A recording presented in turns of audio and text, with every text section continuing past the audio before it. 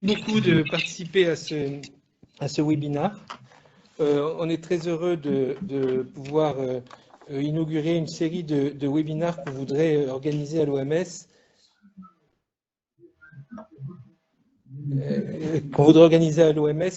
Pour partager les expériences d'équipes de prise en charge du Covid dans différents établissements. Et on souhaite pouvoir commencer par l'hôpital qui a jusqu'à présent, dans la région du Grand Tunis, mais également en Tunisie, a la plus forte expérience en matière de prise en charge de patients Covid. On fera les présentations par la suite, mais l'idée de ce webinaire est au-delà du développement de normes, de recommandations qui existent et qui sont nombreuses sur la prise en charge. Si on regarde le site de l'Organisation mondiale de la santé, il y a plus de 50 recommandations techniques qui existent dans différents domaines. Et il est important évidemment de pouvoir faire référence à ces documentations. Il est évidemment encore plus important en Tunisie que l'on regarde les recommandations qui émanent du pays, en particulier celles de l'INEAS et celles de l'Observatoire national des maladies nouvelles et émergentes. Mais on a pensé qu'il pourrait être intéressant de pouvoir avoir un échange vivant entre des équipes qui ont déjà une expérience forte en matière de prise en charge du Covid et des personnes qui sont intéressées pour pouvoir bénéficier et également partager leur expérience. Donc, nous sommes aujourd'hui en présence du chef du service des urgences de l'hôpital de l'Ariana et du chef de service de pneumologie, mais qui est maintenant un service Covid-19 à temps plein, si je puis dire, également de l'hôpital de l'Ariana. Je les laisserai se présenter chacun à leur tour, puisqu'on va organiser cette séance en deux parties, en commençant par la partie sur les urgences, hein, et dans les deux cas, et ensuite par la partie sur la prise en charge dans le service de pneumologie. Et on n'est pas très bon. Est-ce qu'on peut demander aux personnes qui ne sont pas dans la salle de l'OMS de se mettre en mute et on pourra ensuite, bien évidemment, il y aura à l'issue de chacune de ces deux parties des présentations vidéo et des présentations par les chefs de service, on aura également ensuite une série de questions-réponses et d'échanges avec les participants. Merci. Alors, je me présente, Dr Rafiq Boujdari, je suis le chef de service des urgences de l'hôpital Abdelrahman El-Meni. Et depuis la conversion de l'hôpital en hôpital Covid, je suis le responsable de l'unité de régulation de l'hospitalisation pour l'hôpital. Je gère aussi, avec une équipe, le circuit Covid de l'hôpital Matri qui s'est transformé en urgence de la ville de l'Ariana. Donc, on va voir la vidéo, mais avant cela, j'aimerais dire deux, trois phrases. Tout d'abord, remercier l'OMS pour cette opportunité de présenter l'expérience de la cellule de régulation de l'hospitalisation des malades Covid+ à l'Ariana. Je voudrais revenir un peu sur le processus, parce que depuis le 20 février, nous avons eu le 2 février, nous avons eu une réunion historique de notre comité médical pour préparer la transformation de l'hôpital en un hôpital Covid. Il y a eu beaucoup de discussions parce qu'il fallait instaurer un circuit nouveau dans l'hôpital. Et puis, à ce moment-là, on n'avait pas une grande connaissance de la maladie. Et donc, la deuxième date, c'est quand, vers le 15 mars, nous avons instauré notre circuit Covid. Ça a marché avec beaucoup de difficultés, mais c'était une première dans l'hôpital où on voyait venir les malades. Donc c'était le 15 mars pour éventuellement confirmer une suspicion ou bien donc faire un tri de malades d'une manière physique comme le veut tout examen clinique. Et à partir le 12, le premier malade est arrivé dans le service de réanimation, donc c'est toujours au mois de mars, et le 26.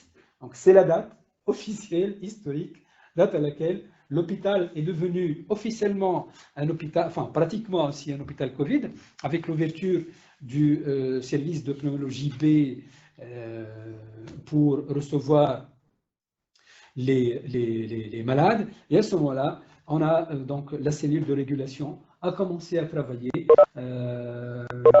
suivant une organisation qu'on développera peut-être après la production de la vidéo, et on parlera peut-être aussi des difficultés et des choses positives qui nous a permis de vivre cette crise sanitaire.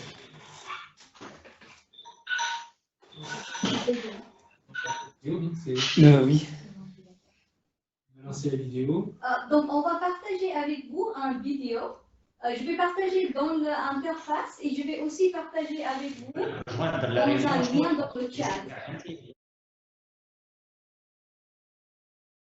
Docteur Rafiq Boujdali, donc je suis le chef de service des urgences de l'hôpital Abdrahman Mehmi. Vous savez que Abdrahman Mehmi est devenu l'hôpital Covid tunisien. Et donc, on reçoit les malades des autres structures hospitalières à travers une régulation qui traite des dossiers de malades sur des critères que nous avons confectionnés et établis sous forme d'un score clinique d'admission. Pour ce qui est de la régulation, donc, c'est une activité qui est au préalable de l'admission dans un hôpital Covid, enfin fermé, mais qui fonctionne. Et donc, tous les transferts sont des transferts secondaires. En général, on nous appelle, que ce soit du SAMU, notre principal pourvoyeur de malades, ou bien des autres services d'urgence du Grand Tunis, mais aussi des gouvernorats de la Grande Couronne, Jandoub, Babej, Abizert, pour nous proposer des malades pour hospitalisation. Alors, il s'agit essentiellement de malades Covid positifs, c'est-à-dire des malades qui ont eu un prélèvement positif réalisé chez eux et qui s'aggravent chez eux. Et donc, à ce moment-là, c'est l'équipe du SAMU qui est contactée, parce que vous savez qu'en Tunisie, au début, le SAMU, avec son numéro 190, était au centre de la prise en charge de ces malades. Et donc, ils appellent l'équipe du SAMU, il y a une équipe qui se déplace pour évaluer les malades, on a un retour, et en fonction de l'évaluation du médecin du SAMU, on déclare qu'il y a des conditions d'hospitalisation à travers un score que nous avons confectionné à l'Ariana, c'est le score donc, de critères Covid. S'il y a une détresse vitale, respiratoire, circulatoire ou neurologique, le malade, il est admis en réanimation. Sinon, en fonction de l'existence de variables qui ne sont pas donc vitales, l'âge, on sait qu'à partir de 65 ans, ça peut être un facteur pronostic, l'existence d'antécédents, notamment une comorbidité faite d'HTA ou de diabète ou bien d'immunosuppression, ou bien sur la gravité, donc ça c'est par rapport au terrain, par rapport à la gravité, c'est essentiellement une gravité respiratoire avec une fréquence respiratoire supérieure à 30 et surtout un cut-off, une limite au-dessous de laquelle on devient un peu inquiet, c'est la saturation, la SpO2. À partir de l'évaluation, nous avons trois bras, il y a un malade grave qui va aux urgences, en réanimation. Bien sûr, le SMUR, c'est un service, c'est un lit de réanimation mobile. Et si le malade n'est pas grave du tout, donc il reste chez lui avec un suivi assuré par les différents services en charge de ces malades. Et depuis quelque temps, ces malades-là sont invités à passer au confinement. Dans des structures intermédiaires médicalisées avec un médecin qui s'occupe de ces malades-là, qui leur donne le traitement adéquat et qui est là pour veiller à la moindre complication.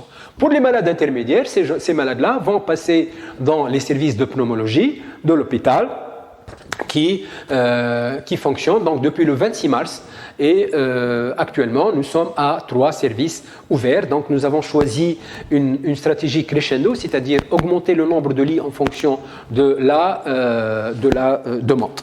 La régulation aussi, elle assure pour les malades dont on a traité les dossiers, elle assure un suivi quotidien pour voir aussi leur état de santé. Donc, actuellement, le service des urgences de l'hôpital Mehmi a délocalisé ses activités cliniques vers l'hôpital Matri, qui est juste au-dessous de la colline. Et nous avons à Matri deux circuits, un circuit non-Covid et un circuit Covid, comme dans toutes les urgences de la Tunisie. Donc ces deux circuits sont précédés à l'entrée de l'hôpital d'un poste de pré-triage. Le technicien, en général une infirmière, elle fait un score de pré-triage à tous les malades venant à l'hôpital qui, selon les recommandations de l'INEA Santé, comporte la mesure de la température avec un thermomètre à distance et puis un certain nombre de questions en rapport avec la symptomatologie clinique présentée par le malade, notamment une toux sèche, une anosmie, une dyspnée, un syndrome digestif, puisque nous sommes dans un contexte d'épidémie niveau 4. Donc, chaque fois que le score est supérieur à 4, le malade est suspect. À ce moment-là, il avance dans un circuit spécifique, un circuit Covid, où il y a une protection du malade, mais aussi des autres malades, et il va trouver un box de consultation médicale où le médecin de garde fait son examen et fait donc son évaluation de l'état clinique. En général, s'il y a une confirmation de la suspicion après le score par l'examen clinique, le malade, s'il est grave, on le met dans un lit d'observation en lui donnant de l'oxygène parce qu'en général la gravité elle est respiratoire, en attendant de confirmer le diagnostic. Pour les malades de Matri, nous avons une filière rapide. On leur fait le scanner, puisqu'on ne va pas attendre le test biologique. On leur fait un scanner, diagnostic ici dans le service de radiologie de Memi. Après, bien sûr, une coordination entre le service de radiologie, le service des urgences, à travers la régulation. Et à partir de là, s'il y a un scanner typique, le malade, il monte dans les étages, ou bien, s'il y a une autre pathologie, il revient à la zone non-Covid pour prendre en charge un OAP ou un autre diagnostic, ou bien, s'il est intermédiaire et il n'y a pas de gravité, à ce moment-là, on fera la démarche de la demande de prélèvement à domicile ou bien on les convoque à l'hôpital.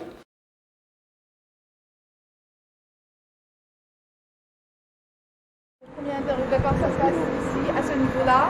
Il y a l'infirmier ou le technicien qui fait, ça, dans ce petit box, il fait son interrogatoire. Il fait son score, c'est le score habituel. On prend la température d'abord pour la marquer sur le score. Ça, c'est le premier tri. Et puis, on passe, on fait rentrer le patient selon, soit qu'il soit intéressé par le circuit Covid ou non. On a deux circuits. Pour le circuit Covid, ça va être la flèche rouge. Le patient, il va passer dans la flèche rouge jusqu'à arriver à la tente, là où il va y avoir le premier examen. Et on essaie de faire passer les patients un par un pour qu'ils ne soient pas ensemble. Donc, c'est un tour de rôle. Une fois on a terminé avec un patient, on va permettre le prochain pour passer. Donc il va passer en suivant les flèches rouges, il va s'arrêter au niveau du stop là-bas pour voir le médecin. Il va être accueilli par la suite par le médecin et l'infirmier Covid, c'est-à-dire ils sont habillés par le pays et ils vont le recevoir. Il va s'asseoir sur cette chaise et on va refaire le deuxième tri là maintenant pour refaire l'interrogatoire du patient et prendre les autres critères, pour voir les autres critères, à savoir la fréquence respiratoire et la saturation du patient. Et on va se décider pour ce patient. Est-ce qu'il y a un risque pour le patient et on doit compléter par le prélèvement ou qu'on va éliminer la suspicion de Covid et il va rentrer chez lui. S'il s'agit d'un patient qui est un peu fatigué, polypnéique, et qui va nécessiter l'oxygénothérapie, on va le débrouiller. En attendant qu'on va demander aussi un scanner, pour certains, on est obligé de demander le scanner qui sera fait à l'hôpital immédiatement. On a les deux chambres dedans, là, dans ce circuit-là, là où on dispose de la bouteille d'oxygène pour réanimer le patient, surtout un patient fatigué. S'il est bien portant, il n'y a pas de risque. Le diagnostic a été éliminé et le patient n'est pas intéressé par le Covid, donc il va rentrer chez lui avec son ordonnance ou avec un autre diagnostic. S'il est intéressé, on va demander le reste, soit un prélèvement, soit un scanner qui sera fait le jour même pour compléter et s'assurer. L'hôpital Covid Memi offre aussi il fait une offre de soins de cardiologie à travers son service de cardiologie qui est actuellement dédié à la prise en charge de complications cardiaques de malades Covid+, que ce soit de l'hôpital ou bien de l'extérieur de l'hôpital. C'est vrai qu'on n'est pas très sollicité pour ça, mais l'hôpital offre donc une station cœur pour évaluer les complications possibles, notamment la myocardite, décrite comme un facteur de mauvais pronostic de ces malades-là, mais aussi pour la surveillance du traitement par l'hydroxychloroquine, notamment en matière d'espace QT. Donc il y a un référent cardio qui évalue le malade à J0, enfin le CG du malade, J0, J2 et J5. Et bien sûr, quand le besoin y est, donc les explorations sont là, que ce soit échographie ou autre. Et on a parfois on a des présentations où on reprend un malade parce qu'il a un problème de douleur thoracique, et à ce moment-là, il suit la filière cœur. Est-ce qu'il y a des problèmes? Oui, les problèmes se posent essentiellement pour les malades qui ont un syndrome clinique évocateur, un syndrome respiratoire évocateur, mais qui n'ont pas fait ou qui n'ont pas eu le temps de faire une PCR. En général, chez ces malades-là, on se fie essentiellement à l'évaluation clinique, mais on passe obligatoirement par un scanner, qu'il soit réalisé ici ou bien qu'il soit réalisé dans l'hôpital d'origine et interprété en général par deux radiologues pour minimiser les faux négatifs. Et la sentence, j'allais dire, la déclaration de l'hospitalisation, elle sera prononcée sur le caractère typique ou non des lésions vues à la tomodensitométrie, c'est-à-dire ces lésions diffuses envers des polis, ou bien sur l'absence de ces lésions-là.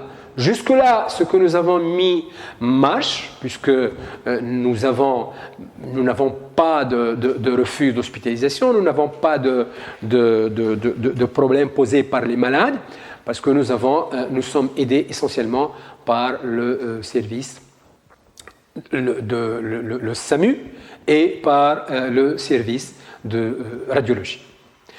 Nous avons des projets de partage d'expérience, mais nous avons aussi des projets de formation sur le Covid avec des hôpitaux intermédiaires, notamment de l'intérieur. Pourquoi? Parce que si actuellement les indices de l'épidémiologie ne sont pas très inquiétants, et ça peut être une chance, on a une crainte importante sur le devenir de ces indices pendant la phase de déconfinement, et d'ici là, on saura certainement prendre des dispositions qui permettront de diminuer le risque de contamination pour notre personnel, pour nos malades et surtout pour la gestion de la demande au niveau de notre hôpital. Deuxième autre point, c'est on essaie d'être présent et d'être utile et de répondre aux demandes des médecins qui s'occupent des centres intermédiaires. Vous savez, il y a des centres intermédiaires dans les hôtels ou dans des espaces de logement où on met les malades qui sont testés positifs, qui sont surveillés par un médecin. Ce sont des centres intermédiaires, et j'étais sollicité par une collègue qui s'occupe d'un centre intermédiaire ici à Tunis. Nous allons, ça c'est des projets, mais c'est des projets qu'on va réaliser d'ici quelques jours. Vous savez qu'il y a des internes qui sont de la faculté qui sont affectés dans l'hôpital. On ne va pas les mettre dans les circuits Covid, mais on va leur assurer des formations adaptées par petit nombre, parce que pour des raisons évidentes de distanciation, pour la pathologie le Covid, et pour qu'ils soient à jour, et peut-être qu'ils seront un jour utiles si on aura besoin de leur aide.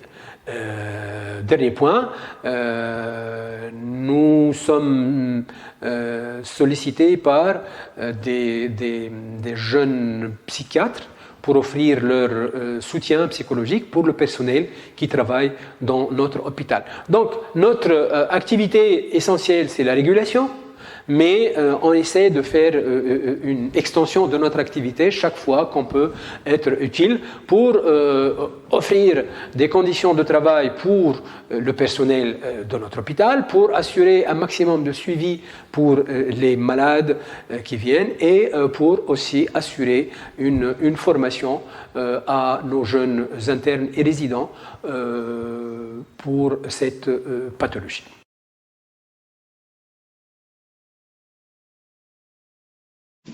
On peut y aller? On peut partager les données? Très bien. Bien. Donc, je vais vous présenter notre outil de travail, c'est-à-dire le score sur lequel nous avons donc, dispatché nos malades. Donc,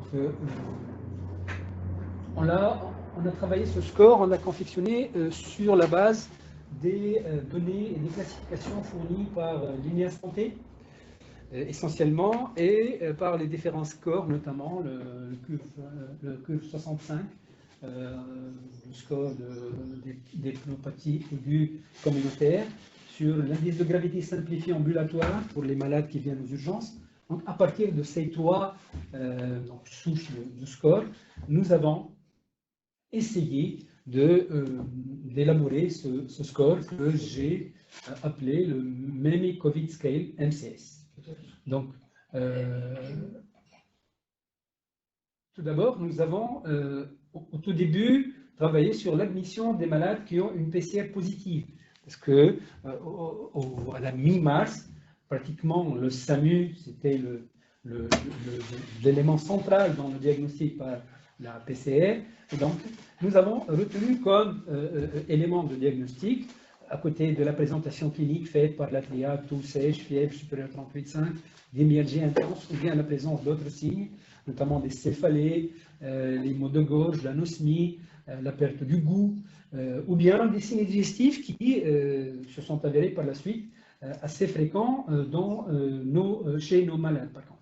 Et puis, avec une notion, quand on n'était pas en phase 3, une notion de contact avec un revenant d'une zone épidémique ou bien d'une zone cluster. Au tout début, donc, les admissions ne sont prononcées que pour les malades qui avaient une PCR positive. Par la suite, rapidement, on s'est rendu compte qu'il y a beaucoup de malades qui présentaient une symptomatologie Covid et qui fait qu'ils deviennent des Covid suspects. À ce moment-là, donc, nous avons passé à confirmer le diagnostic avec, bien sûr, l'apport très, très important du service de radiologie pour faire des scanners pour les malades. Donc, ce score, il comporte une stratification de gravité d'emblée, puisque nous avons travaillé sur l'indice de gravité simplifié des malades qui viennent aux urgences. Et donc, on a donc identifié des critères majeurs dont la présence signifie que ce malade est un candidat pour une hospitalisation en réanimation. Alors, les critères d'admission en réanimation sont des critères majeurs qui sont en rapport avec une défaillance vitale, c'est-à-dire une insuffisance respiratoire aiguë définie par une fréquence respiratoire supérieure à 35, la présence de signes de lutte, un tirage et une SpO2 inférieure à 90%. De même, une insuffisance, donc une défaillance hémodynamique avec les signes d'une insuffisance circulatoire, une pression artérielle systolique inférieure à 9 ou diastolique inférieure à 6, ou bien une détresse neurologique avec un Glasgow inférieur à 13. Donc ça, c'est pour les malades qui ont une détresse vitale et qui seront dirigés vers le service de réanimation. Des critères moyens ou mineurs, et là, on a identifié deux catégories, c'est-à-dire pondérer la gravité suivant le terrain et puis pondérer la gravité suivant les signes respiratoires. Donc, suivant le terrain, nous avons pris l'âge, donc avec une limite de 65 ans, qui est pondéré à 1 point. La présence de comorbidité qui était présente dès le départ dans beaucoup de séries qui parlaient du Covid, notamment la présence d'une maladie cardiovasculaire, une maladie respiratoire chronique. Pour la maladie cardiovasculaire, l'HTA était un élément assez inquiétant, surtout quand on a su qu'il y avait l'interférence des récepteurs de la CE2. et la présence d'une maladie respiratoire chronique, l'asthme, un diabète déséquilibré, un patient immunodéprimé. Donc, ces éléments-là, donc, ils dépendent chacun à un point et qui font que le terrain est fragile. Deuxième partie de ces critères, c'est la gravité respiratoire avec une fréquence respiratoire supérieure à 30, une SpO2 supérieure à 92, ou bien qui s'améliore quand on administre un petit débit d'oxygène. Les malades, donc les malades qui ont, je reviens à cette plaque, voilà. Alors, les malades qui ont un score inférieur à 3 peuvent rester et on ordonne qui reste à domicile, et à ce moment-là, le suivi sera fait par téléphone tous les jours par un médecin pour donc s'acquérir de leur état de santé et pour donc être prêt à les prendre à l'hôpital chaque fois qu'il y a une aggravation, bien sûr, en prenant toutes les précautions de l'hygiène et du confinement à domicile. Pour les malades qui seront hospitalisés en réanimation, donc ce sont des malades qui sont par définition graves et qui ont un score, donc qui ont ou bien une détresse plus vitale ou un score supérieur à 7, ces malades-là vont être orientés dans le service de réanimation médicale. Et pour les malades qui ont un score entre 3 et 7, ces malades-là donc seront proposés pour être hospitalisés dans un service de pneumologie. À partir de ce score, dans un deuxième temps, mais rapidement, nous avons travaillé sur un arbre décisionnel donc, qui permet de réguler les hospitalisations et d'avoir une attitude beaucoup plus fluide et beaucoup plus visible. Donc, sur cette plaque, donc, il y a toujours les signes des éléments cliniques et donc, quand le score est, donc ça c'est l'arbre décisionnel que nous avons travaillé en groupe, et donc c'est quand il y a une forme symptomatique qui n'est pas grave du tout, attestée et confirmée par un score inférieur à 3, c'est à domicile pour faire la PCR, par les services au début par le SAMU, par la suite par les services d'hygiène des différentes directions régionales, avec une ordonnance médicale avec des médicaments symptomatiques et un suivi quotidien par le médecin régulateur. Quand c'est rouge, donc quand il y a une forme grave, le malade sera donc proposé et hospitalisé en réanimation et la PCR, elle sera faite, si elle n'est pas faite au préalable, elle sera faite dans le service de réanimation. Au milieu, donc, quand le score est, il y a une forme moyenne, donc entre 3 et 7, quand la PCR est positive ou bien quand le scanner montre un aspect typique de cette pneumonie Covid, il est proposé et admis en pneumologie.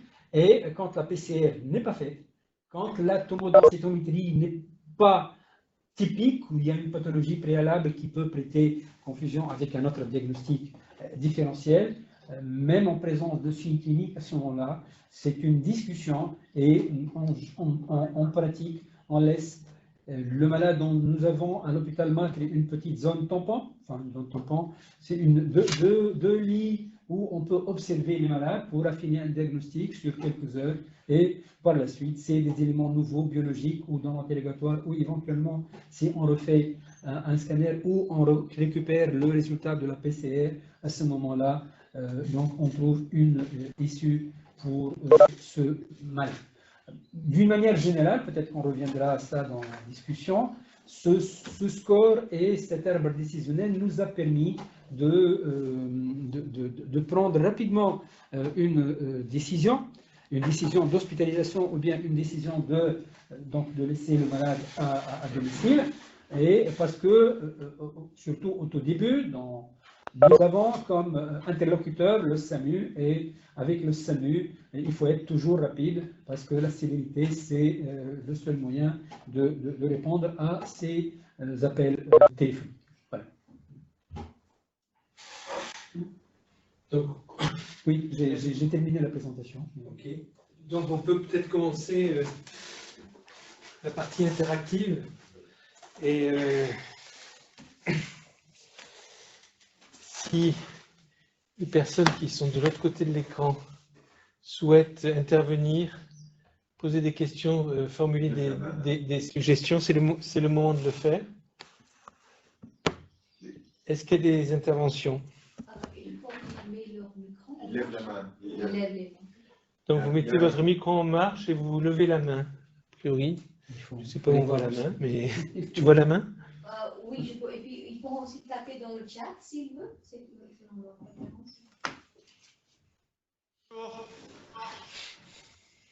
Bonjour, Monsieur Souterrain. Bonjour tout le monde. Bonjour, Monsieur le Président du Conseil national de l'Ordre des médecins, Dr Ben Salah. Moi, j'arrive un peu en retard, mais j'ai vu qu'il y avait un nouveau protocole spécial à MEMI ou c'est quoi ce protocole? Est-ce que il est différent de ce qu'a présenté l'INARES ou bien?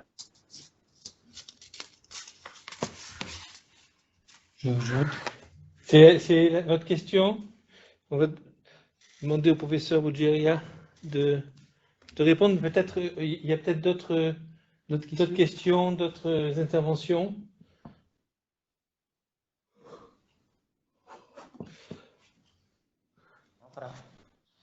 Non, sinon peut-être vous pouvez déjà répondre. Non. Bonjour, Monsieur le Président. Tout le monde. Est-ce que le son marche? Non, ce n'est pas un protocole différent de celui de l'INAS. Ce n'est pas un protocole thérapeutique. C'est juste un arbre décisionnel pour savoir qui hospitaliser et où hospitaliser. Donc, nous avons travaillé sur des documents qui existaient, notamment les scores de l'INEA Santé et des scores de gravité des malades des urgences, l'indice de gravité simplifié ambulatoire et le score de gravité ou d'hospitalisation des malades qui ont une pneumopathie communautaire, là, et je parle du score du code 65.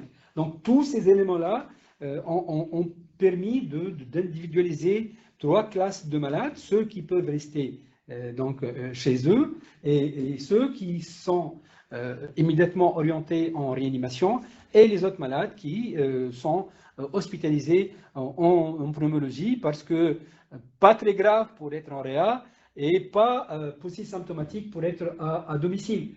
L'avantage, c'est que c'est pas une synthèse, mais c'est une manière de présenter un arbre décisionnel fluide pour des malades chez qui on est obligé de répondre pratiquement d'une manière instantanée, puisque la régulation, l'hôpital étant fermé, le service des urgences est délocalisé, donc les admissions passeront par des médecins régulateurs et la décision doit être prise rapidement.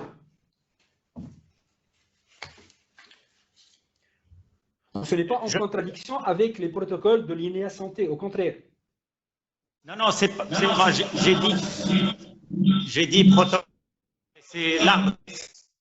J'ai compris. Je voudrais juste vous poser une question.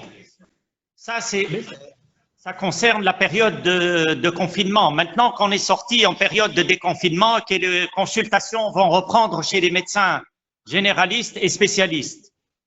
Alors, nous avons des questions de la part des médecins, des pneumologues, par exemple, qui nous posent la question, ils reçoivent un malade qui est fortement suspect à leur consultation de Covid positif, de Covid. À qui il faut l'adresser maintenant?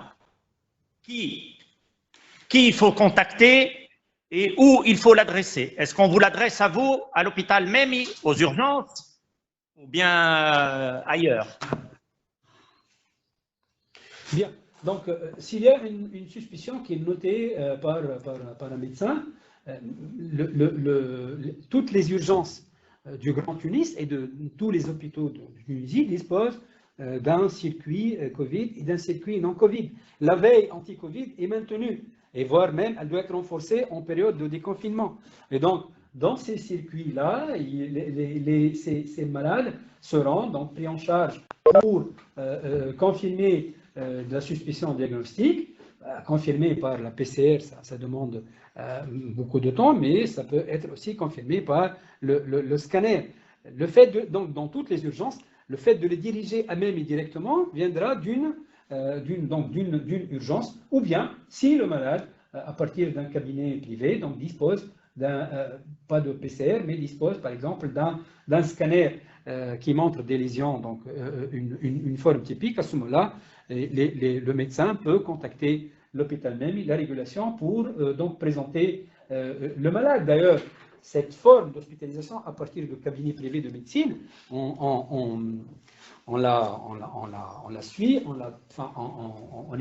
travaille avec eux depuis le début. Mais maintenant, avec le déconfinement, le nombre de cabinets ouverts va bien sûr augmenter. Et donc, s'il y a une suspicion, ou bien à travers une urgence, là où il y a un circuit Covid, et toutes les urgences disposent d'un circuit Covid et non Covid, ou bien directement s'il y a un argument, pas la PCR, mais au moins un scanner, à ce moment-là, on pourra traiter la demande d'hospitalisation directement à l'hôpital même à travers la régulation.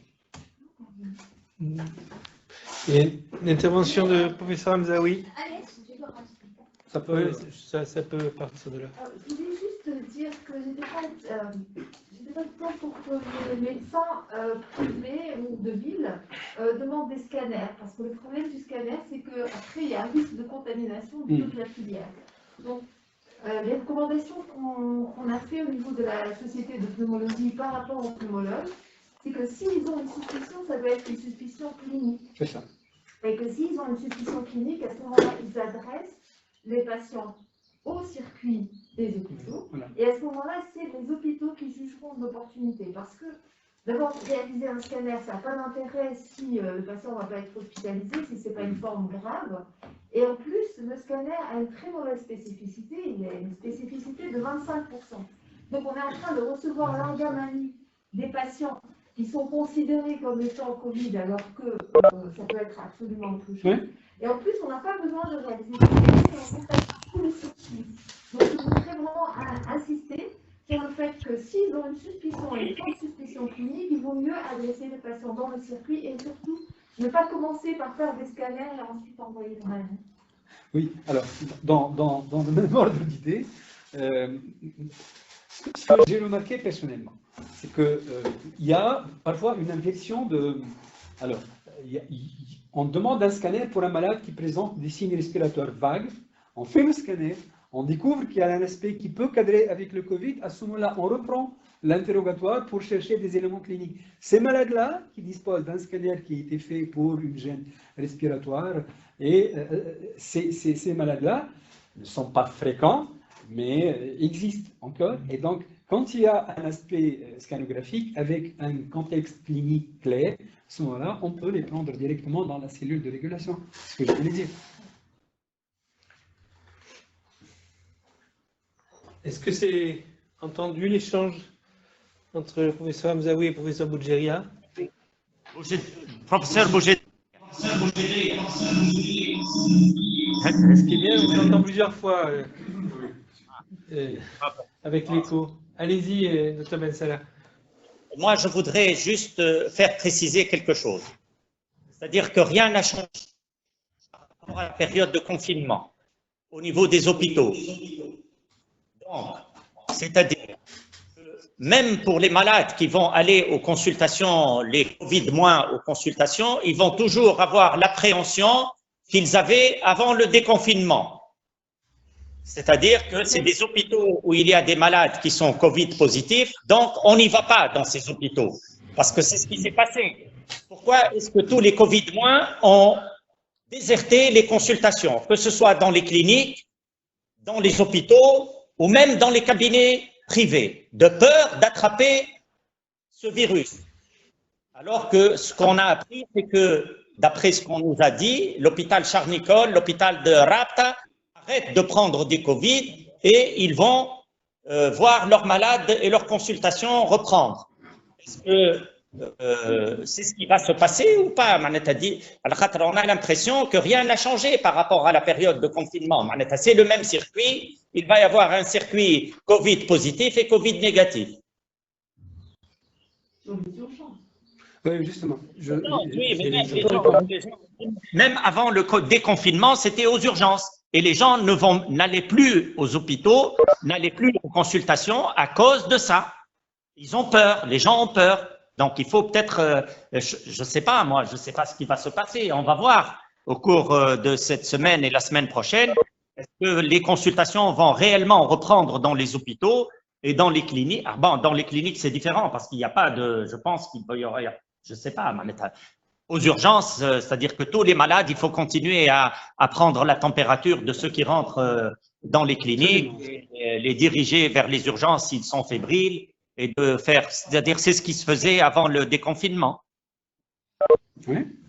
Donc, tous les hôpitaux peuvent recevoir des Covid positifs, encore. Même des services d'hospitalisation. Oui. C'est comme ça. Va. Oui, c'est Slim. Moi, tout à l'heure, j'ai parlé des circuits Covid et non Covid. Circuit Covid au niveau des urgences, c'est circuit Covid suspect, mouche Covid confirmé.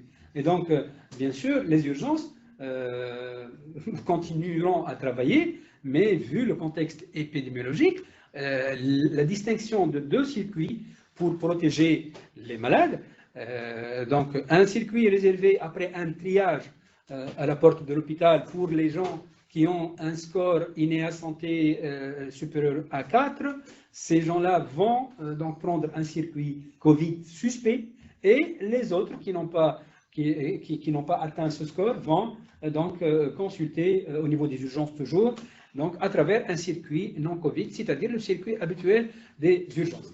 Ces deux circuits continueront, et ça c'est ce que je pense personnellement, pour encore longtemps à exister au niveau des urgences, et ça permet donc de faire un diagnostic mais surtout de protéger de la contamination au niveau de l'hôpital.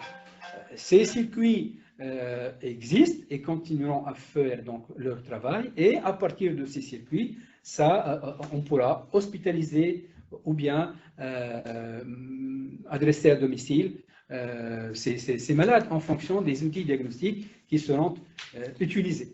Voilà. Peut-être juste pour ajouter un point, puis j'aurais aussi une question à poser au professeur Boudjeria. Donc, si on écoute le ministère de la Santé, le ministère de la Santé continue d'inciter les personnes qui auraient des symptômes qui pourraient être révélateurs de Covid, de passer par le 190. Et le 190 actuellement est moins saturé qu'il ne l'était à une époque. Et en deuxième, si pour une raison X ou Y, le 190 ne répond pas, ou s'ils n'ont pas accès au 190 pour une raison ou pour une autre, d'aller dans les services d'urgence. Ça, c'est le message du ministre de la Santé.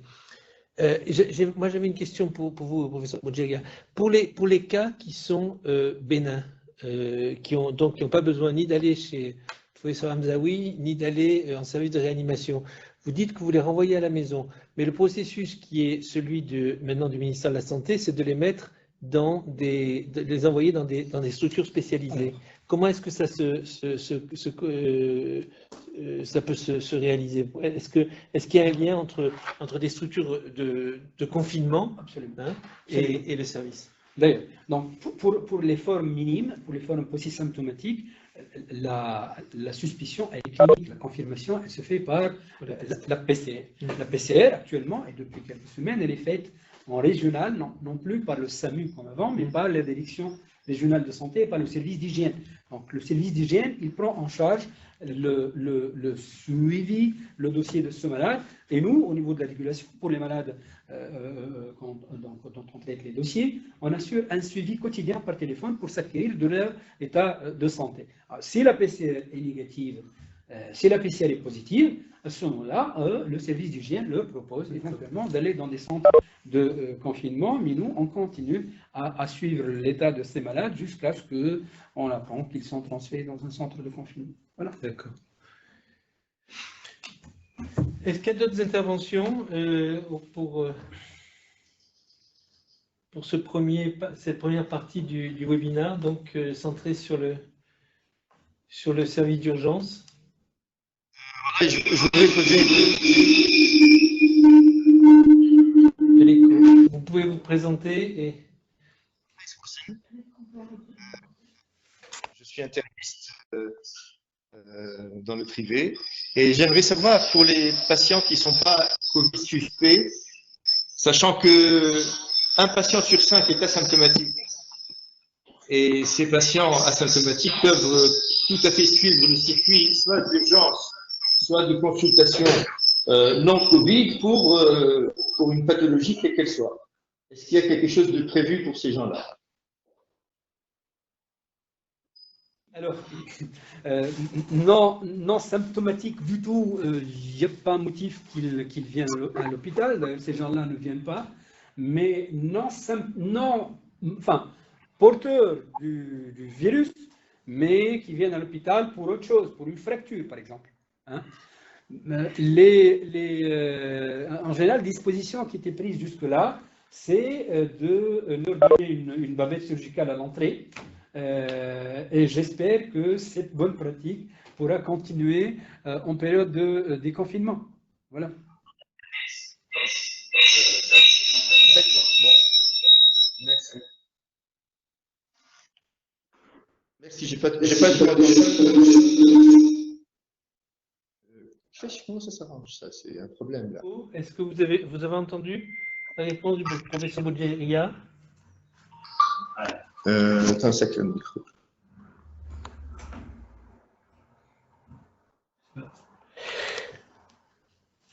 Je pense qu'on va passer à la deuxième partie de la session. Merci beaucoup, professeur Boudjeria, pour cette intervention, la vidéo, la présentation et les questions et les réponses.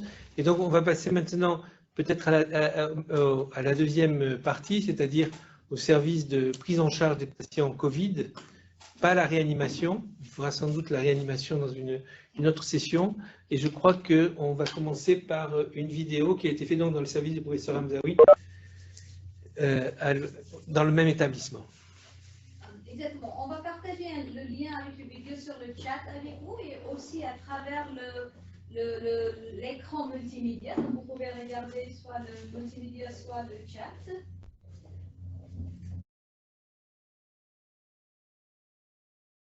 Bonjour tout le monde, je me présente, je suis Asma Allouche, résidente en pneumologie au service du pavillon B à l'hôpital Abdelrahman Mehmi Ariena.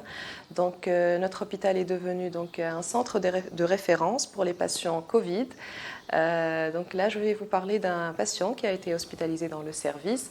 Donc, il s'agit d'un monsieur de 65 ans qui est admis pour insuffisance respiratoire aiguë en rapport avec le Covid-19.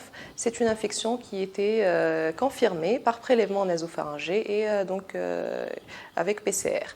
Donc, le patient est tabagique sevré depuis 15 ans avec comme antécédent pathologique un glaucome sous traitement bien suivi. Donc, la symptomatologie du patient a commencé le 15 mars 2020. Donc, elle est faite de fièvre non chiffrée, une toux, une asthénie avec une odynophagie et cette symptomatologie est apparue suite à un comptage avec un ami qui est venu de France. Pas de voyage, juste ce contact-là. Et suite à cette symptomatologie faite de fièvre et de tout, il s'est installé une dyspnée, une dyspnée d'installation progressive qui a amené le patient à être hospitalisé. Donc à l'examen initial, le patient était asthénique, il était apyrétique avec une saturation en oxygène à 92% sous 3 litres. Donc il était polypnéique à 22 cycles, il n'avait pas de signe de lutte. À l'auscultation, on trouvait des crépitants bilatéraux, mais surtout accentués au champ pulmonaire gauche. Une tension à 14,8 et une fréquence cardiaque à 100 battements par minute. La biologie du patient a montré une lymphopénie. C'était l'anomalie qui était caractéristique. Elle était présente chez beaucoup de patients, chez la plupart des patients. À part la lymphopénie, on n'avait pas d'autres soucis sur la numération sanguine. On avait sur le bilan hépatique une cytolyse, une cytolyse modérée à 2 fois la normale. Le bilan rénal était sans anomalie et la CRP était élevée à 340. Donc notre conduite à tenir était d'hospitaliser le malade. Il a été mis sous oxygénothérapie. Vu qu'il devait être alité, on l'a mis sous héparinothérapie, à dose préventive. Et donc on a discuté le traitement chez lui, donc puisqu'il présentait une insuffisance respiratoire aiguë, on a discuté le traitement selon le protocole azithromycine plus hydroxychloroquine.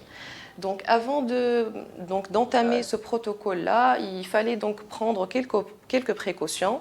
Avant tout, il faudrait éliminer les contre-indications, donc c'est valable pour tous les patients.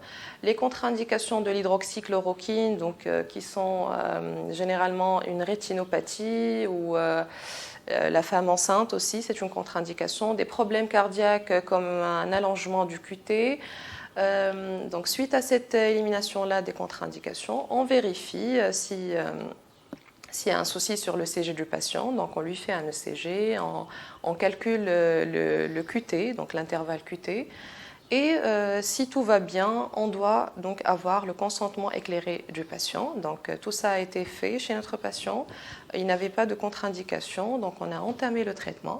Les modalités de ce traitement, c'est l'hydroxychloroquine, donc des comprimés dosés à 200 mg, donc c'était 200 mg x 3 J1, et puis 200 mg x 2 de J2 jusqu'à J10 de traitement. Avec l'hydroxychloroquine, on associe donc l'azithromycine, donc dosée à 500 mg, J1, puis 250 mg de J2 à J5. Et bien sûr, il faut surveiller le patient, donc surveiller les signes vitaux, donc examiner le patient et faire un ECG donc à J1 du traitement, J3 et J5, et toujours vérifier l'intervalle QT. Donc la hantise, donc c'est l'allongement de cet intervalle-là. Donc chez notre patient, l'évolution a été favorable, donc on a eu une diminution des besoins en oxygène, donc une bonne évolution, un sevrage d'oxygène. Donc le patient est sorti à J10 d'hydroxychloroquine, on lui a donc indiqué un confinement pendant 14 jours à domicile, et on a contacté le malade quotidiennement pour avoir de ses nouvelles et pour la surveillance ultérieure du patient.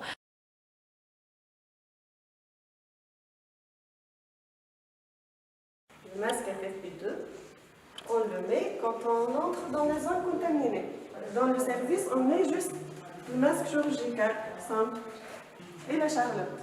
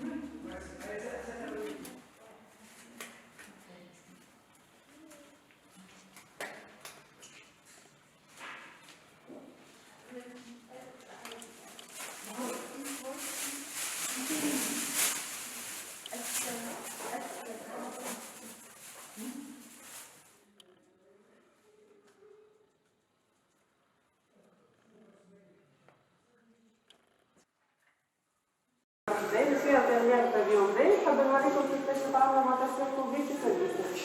عندنا ديما عند الشريو تاعنا قدام البيت كاين ماتيريال اللي تستحق فوق السوا، سواء بريليفمون، تريتمون، أي حاجة، هذا هذايا شريو تحط فيه تستحق الكل، معاه ديما ديزانفيكتون، الضوء الكوفيد وديزانفيكتون في الماتيريال.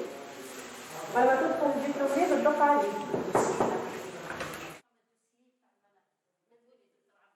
تعمل ديزانفيكتون اللي هو حط بافيت كوم الفو، حتى تكون يحطها ديجا لوطا. لازم يكون حاط البافيت كوم الفو ولازم الشباك في البيت محظور. فهمتوا؟ في وسط البيت عندك سرير ديجا حاجة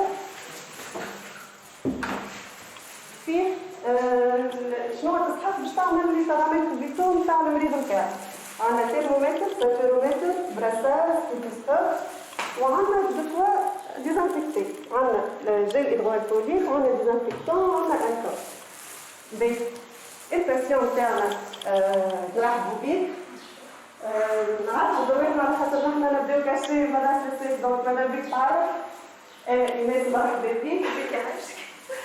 باهي نعمل فيها فيديو كامل عادي كما أي مريض عادي عندك تمبيراتور تنسيون ساتوراسيون. حبيت نوريكم ساتوراسيون بالذات باش تعرفوا اللي باش تعمل تحط اللونات لازم تاخذ الساتوراسيون تاعك. بون ما تحطش أكسجين أنا طبعا باش نحط لها أكسجين.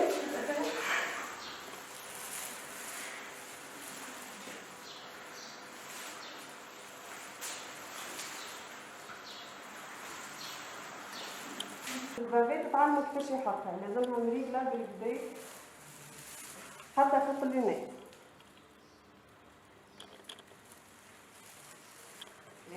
الباسيون بطبيعته محبوس في بيت ماذا بكم تحاولوا ترفعوا لي نحن في البيت ما بدينا ماذا نعطيو شوية طابع ما يلزمش يخرج البيتو كان يمشي للتواليت ولا فما دي شومبر تواليت في وسطهم دونك مش يخرج من البيت هذاك علاش يستحقق نحن عملنا سيستم اللي هو يطلبنا بالتليفون حطينا له النمر على بنته باش يطلبنا بالتليفون وقت يستحقنا. لي ديسي بعد ما تعمل صوان تصوير بريليفمون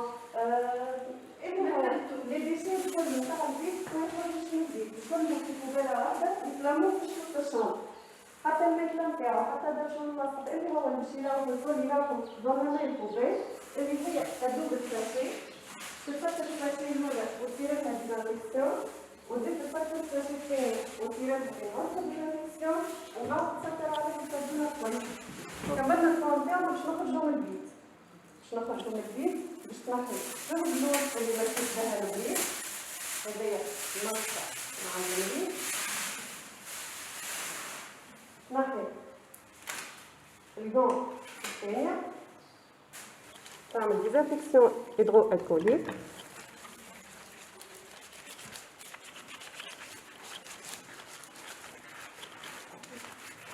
سلم على مريضك وتخرج.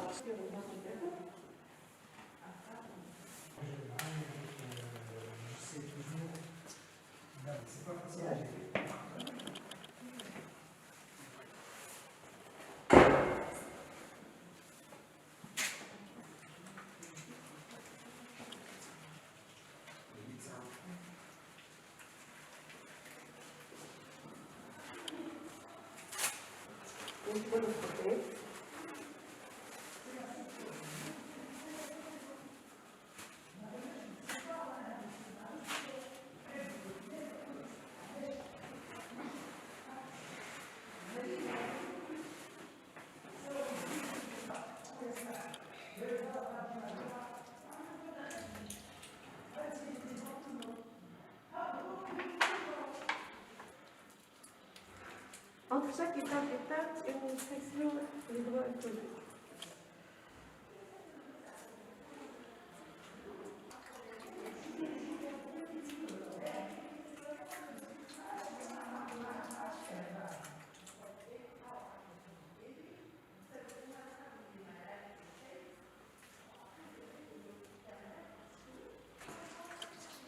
Et voilà.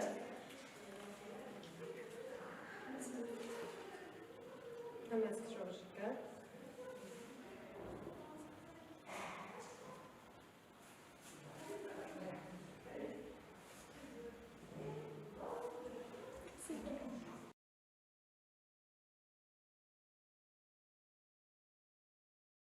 Bonjour tout le monde, donc je me présente, je suis docteur Ammar Jamel, je suis pneumologue spécialiste, je travaille à l'hôpital Abdelrahman Meby de l'Ariana, au pavillon B, et j'ai choisi de vous parler dans ce petit entretien de notre expérience dans le service concernant la prise en charge des malades.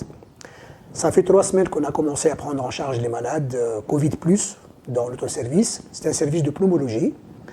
Donc, le mode de recrutement, donc on prend les malades qui étaient en réanimation et dont l'état s'est amélioré, qui ne nécessitent plus donc de séjour en réanimation, soit les malades qui viennent directement de chez eux, donc on les prend à travers le service de régulation. Donc, il y a un service qui fait le tri, qui est en contact avec le SAMU, et donc qui viennent de chez nous dans le service. J'ai préféré vous parler dans ce petit entretien de notre expérience concernant la prise en charge psychologique des malades. Parce que bon, sur le plan thérapeutique, le protocole, c'est un peu connu par tout le monde. Et moi, j'ai préféré vous parler du côté psychologique parce que j'ai jugé intéressant pour la prise en charge des malades. C'est les malades qu'on a dans le service, qui viennent de la réanimation ou de chez eux, ce sont des malades très touchés et très atteints sur le plan psychologique. Et ceci est expliqué par diverses raisons. Tout d'abord, ce sont des malades généralement un peu âgés. Ce sont des malades qui sont, dans la plupart des cas, en détresse respiratoire. Et la détresse respiratoire en elle-même est quelque chose d'angoissant. Deuxièmement, ce sont des malades qui savent qu'ils sont malades, qui sont une maladie qui est potentiellement grave. Et donc ça les rend encore plus angoissés. Ce sont des malades qui aussi se retrouvent dans un service, dans un isolement total, dans une chambre tout seul, en face de personnel de santé, avec des visages qui n'est pas avec des visages couverts, donc ils ne savent pas qui est en face d'eux. Ce sont des malades souvent aussi qui ont des membres de leur famille qui sont aussi atteints et parfois qui se sentent un peu coupables par rapport à l'atteinte de ces membres de leur famille. Et ça les rend encore plus malheureux sur le plan psychologique. Ces malades-là, je pense que c'était très intéressant, à côté de la prise en charge médicale, de les prendre en charge psychologiquement, de leur assurer un discours rassurant, de leur expliquer que c'est une maladie qui est ordinaire, qui n'a pas de raison, qu'il ait honte de sa maladie, qu'il arrête de se culpabiliser quand il y a des membres de la famille qui sont atteints, et de leur donner un discours rassurant, ce qui permet, à mon avis, de bien améliorer leur prise en charge et d'améliorer un peu leur amélioration. Donc voilà, j'ai préféré parler de ce côté-là. Et je pense que dorénavant, ça serait intéressant si les équipes médicales pensent à inclure dans leur staff des psychologues, parce que la prise en charge psychologique, à mon avis, elle est plus importante aussi que la prise en charge médicale.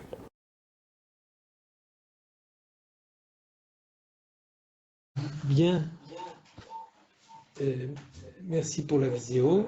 Donc on est avec le professeur Hamzaoui,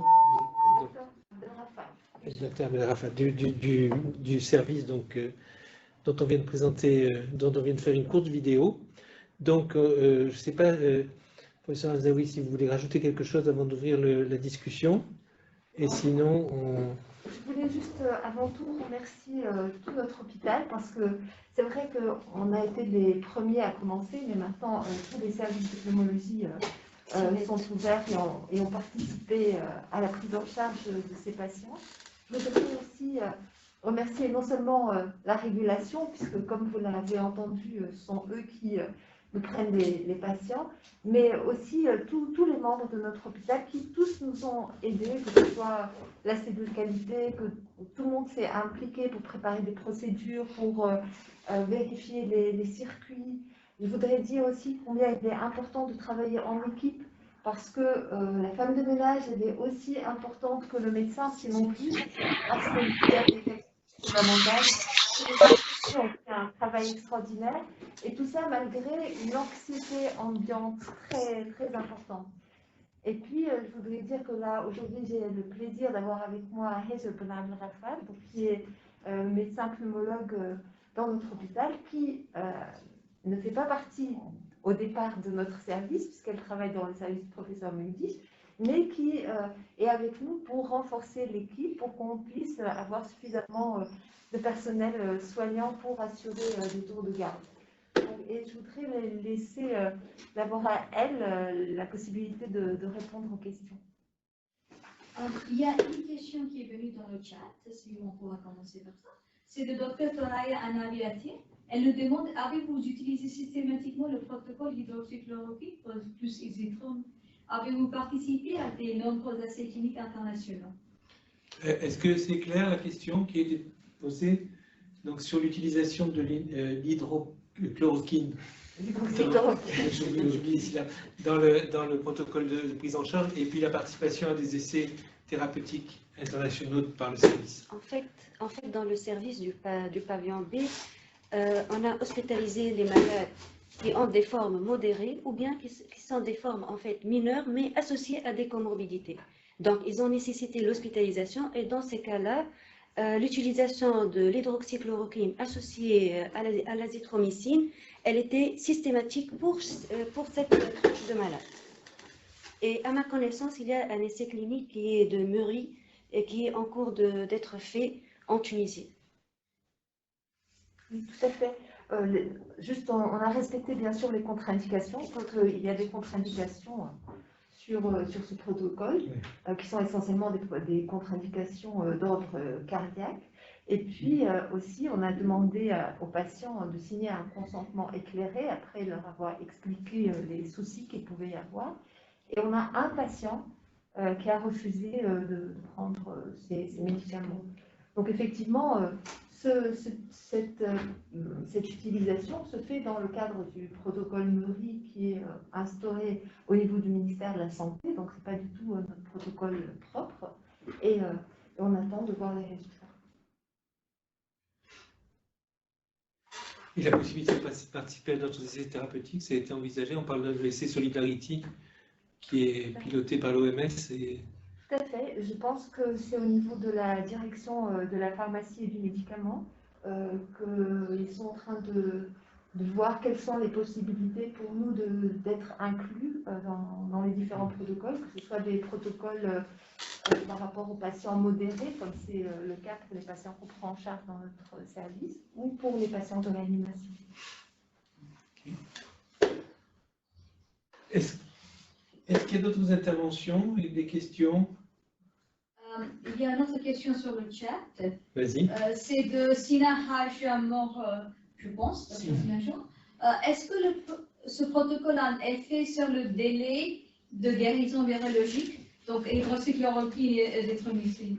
Ce que j'ai remarqué sur le plan pratique, on n'a pas d'études dans ce sens, mais sur le plan pratique, j'ai remarqué qu'il y a une amélioration des malades. Au bout de 4 ou 5 jours, l'asthénie, elle diminue nettement chez ces malades, la fièvre, elle disparaît, les céphalées aussi. Donc, a priori, de point de vue pratique, j'ai constaté une amélioration lorsqu'on administre l'hydroxychloroquine associée à l'azithromycine. Surtout qu'on n'a pas vraiment remarqué de complications associées à ce traitement. Oui, tout à fait. Sur le plan clinique, on touche du bois, mais à part une patiente qui d'emblée posait de gros problèmes, le reste de nos patients ont quand même bien évolué sous traitement. Après, on n'a pas de bras comparateurs puisque nos patients sont systématiquement mis sous ce traitement. Sur le plan délai de négativation, on attend les résultats de l'essai Muri, puisque tous les patients qui sont dans cet essai ont des prélèvements réguliers et puis on aura ensuite les données. On n'a pas encore de données moyennes.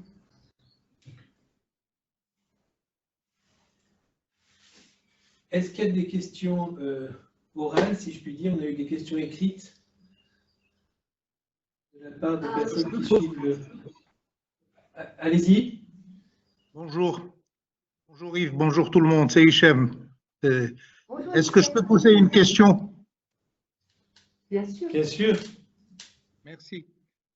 Bon, on a parlé des malades dans le cas de l'hôpital, du service, etc. Bon, je voudrais poser une question relative à la santé mentale, mais pas du côté prise en charge des patients eux-mêmes, mais plutôt du côté des soignants. On sait que dans ces cas particuliers, les soignants sont, subissent des stress importants, du fait même de la maladie elle-même et de ses spécificités. Les gens ont peur d'être contaminés, les gens sont obligés de ne pas rentrer, les soignants chez eux très souvent, etc., etc. Est-ce que vous avez remarqué un problème à ce niveau-là? Est-ce qu'il y a eu des problèmes particuliers de troubles, disons, je ne dirais pas psychiques, mais de troubles du comportement, ou de troubles essentiellement à type d'anxiété, de traumatisme psychique, etc., chez les soignants? Et qu'est-ce que vous avez fait dans ces cas-là? Est-ce qu'il y a eu une prise en charge particulière? Merci.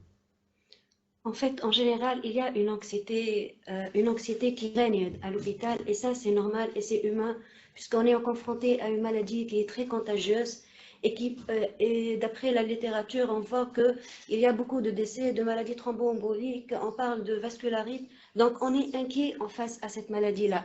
Mais lorsqu'on est dans le bain, lorsqu'on est en contact des malades, donc en quelque sorte, ça s'estompe. C'est vrai qu'on a eu une période difficile lorsqu'on a eu du personnel qui est tombé malade. Là, durant cette période-là, et je parle par expérience, l'anxiété, elle a augmenté d'un cran et ça a perturbé un peu les soignants d'une façon générale. Mais en analysant la situation, en fait, peut-être, je ne suis pas sûre, peut-être que c'est dû à des conditions de confinement ou bien de non-respect des mesures de confinement qui a... voilà, c'est surtout ça. Bon, pour remédier à ça, en fait, lorsqu'on utilise en fait, le pays correctement et c'est-à-dire on suit les règles correctement, normalement, il n'y a pas de problème, normalement. Mais oui, en il y a plus, des problèmes je crois qu'il a monté une cellule d'écoute pour effectivement parler de ces problèmes psychologiques des soignants et les chocs traumatiques qu'on peut avoir. Merci. En général, comme le disait Dr. Rafat, l'angoisse cède quand on commence à travailler. C'est assez impressionnant parce qu'il y avait un niveau d'angoisse énorme avant de débuter. Exactement. Et puis quand on rentre, il y a des procédures et puis on s'aperçoit qu'en fait, c'est faire notre métier comme on a l'habitude de le faire en prenant des précautions. Après, il y a des personnes qui sont particulièrement fragiles parce qu'elles sont anxieuses au départ.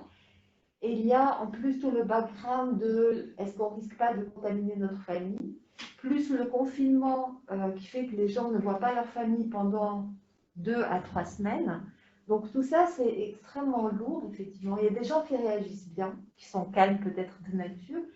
Et puis, il y a des gens qui sont très, très anxieux de nouveau, alors que ça s'était calmé. Et on a quelques inquiétudes sur la reprise. Puisqu'on travaille par cycle, on n'est pas sûr que toutes les personnes seront aptes à recommencer un second ou un troisième cycle. Donc ça, c'est vrai que c'est un problème. Et par ailleurs, il y a un souci qui est que les gens exigent une certaine équité. Ils se disent qu'ils veulent bien être exposés à condition que tout le monde soit exposé. Tout le monde court le même risque, qu'il n'y a pas de raison qu'ils soient exposés plus que d'autres. Et le fait que notre hôpital soit considéré comme la référence Covid, ça pose problème parce que les gens, je ne sais pas si tout le monde va être d'accord pour continuer à travailler dans ces secteurs-là exclusivement, alors que d'autres hôpitaux ou d'autres services ne vont pas être inclus. Et ça va poser un gros problème. Merci. Si vous permettez, moi je suis totalement d'accord avec ce que vient de dire le professeur Hamzaoui.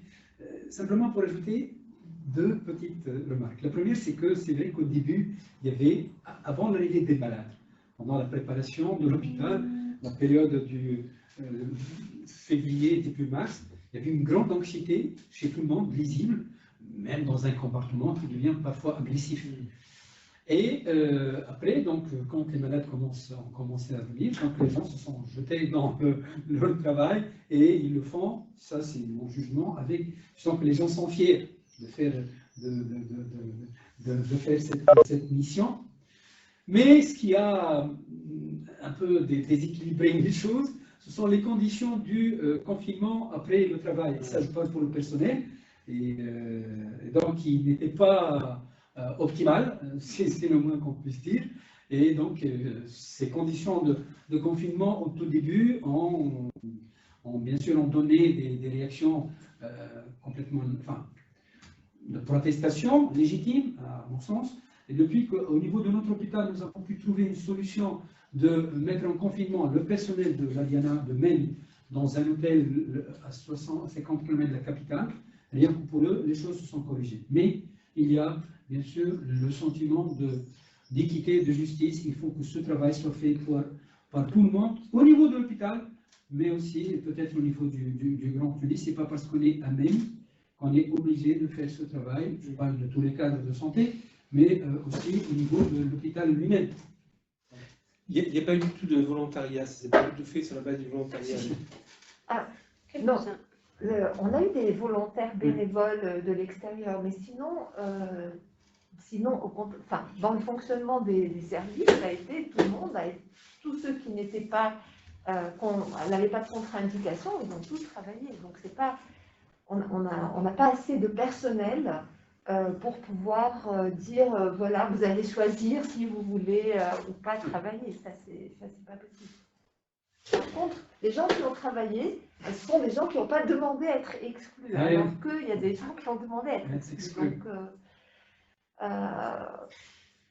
non, moi je veux, si vous permettez, c'est pour témoigner, parce qu'il y a des choses, il y a 2 volontaires qui sont venus, moi je les ai vus le premier jour d'arriver à l'hôpital. Il y a un médecin qui n'est pas pneumologue, un neurologue, qui est venu et il a absolument, pour participer à cet effort, il a pris des gardes dans un service de pneumologie. Il y a une médecin biologiste qui elle aussi est venue pour participer à cet effort. Et donc, il y a des volontaires jeunes, des internes, des résidents, mais aussi des gens qui travaillent dans le privé et qui ont arrêté ils ont fermé leur cabinet pour l'un et cherché un remplaçant pour l'autre pour venir justement dans le cadre du volontariat. Et ce sont ça c'est au niveau de l'ANF, mais dans d'autres hôpitaux, il y a beaucoup de volontaires aussi. Oui, c'est vrai que le volontariat, sur ce point-là, il y a eu des infirmiers aussi volontaires qui sont venus.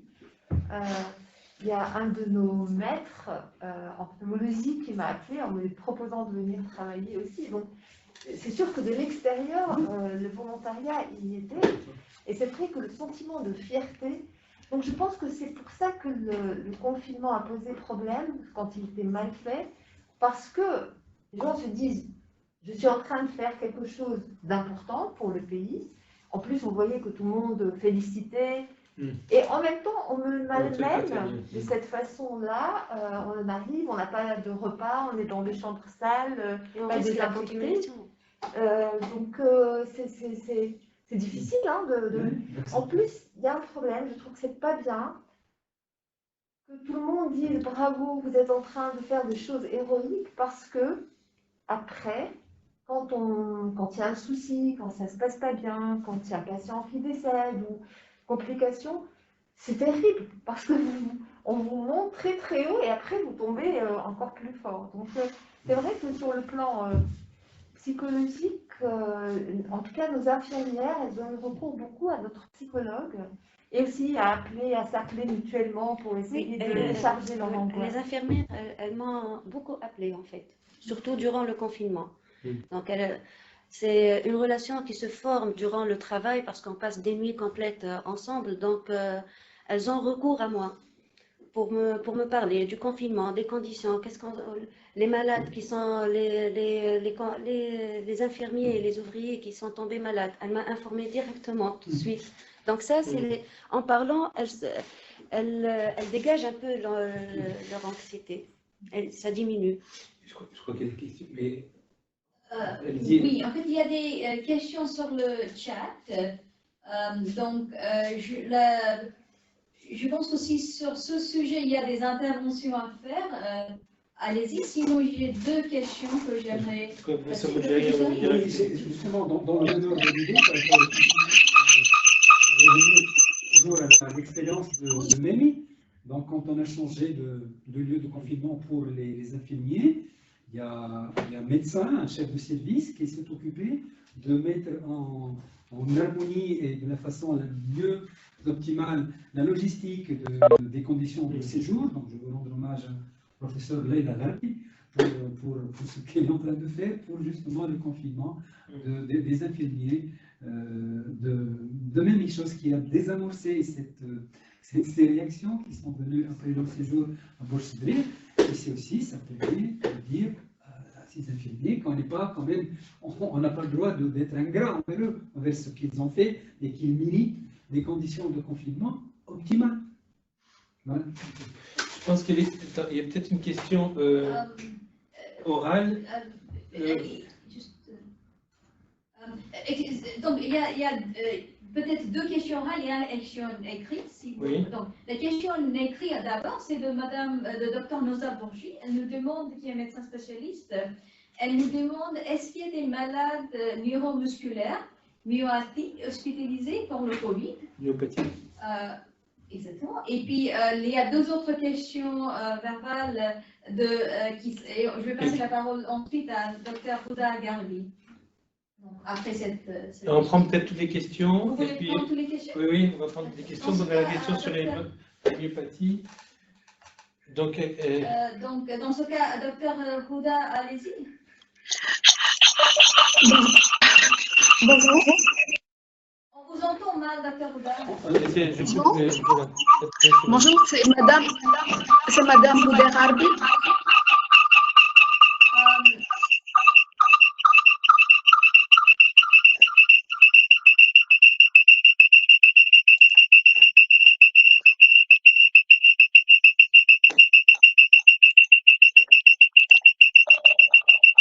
C'est bon?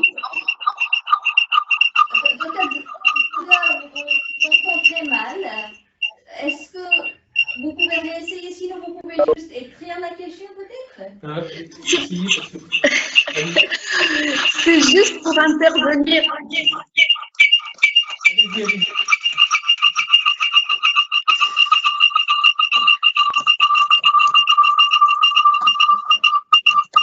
Allez-y,